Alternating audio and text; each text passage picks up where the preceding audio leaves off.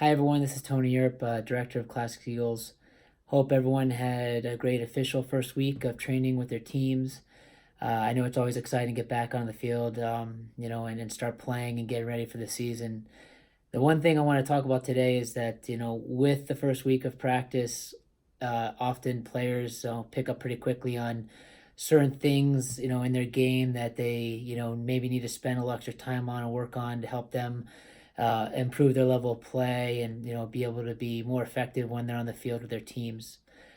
Obviously, we go to training to improve those areas. We work with our coaches to help get better and ask them questions on how we can improve. But one thing I want to challenge the players on this year is to take ownership of their development as well. There are things as a player that you can do on your own to work on those skill areas that maybe you in particular need to improve.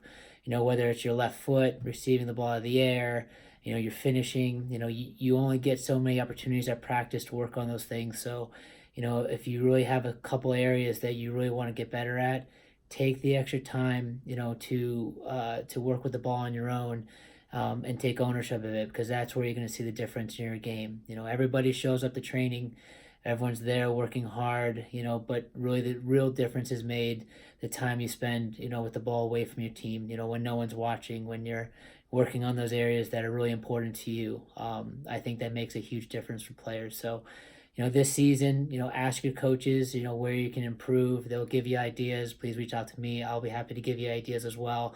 But take ownership of that. Map out, a couple things that you really want to see yourself be able to do by the end of the season, and we can help you set goals and how to get there, and getting better in those areas. But it starts with the player to make the decision and decide this is something they want to get better at. So this season, take ownership of that. So when you step on the field, you can be very proud of the way you play, and the contributions you're making for your team. Everybody have a great weekend, and looking forward to seeing everybody on the field very soon. Have a good one.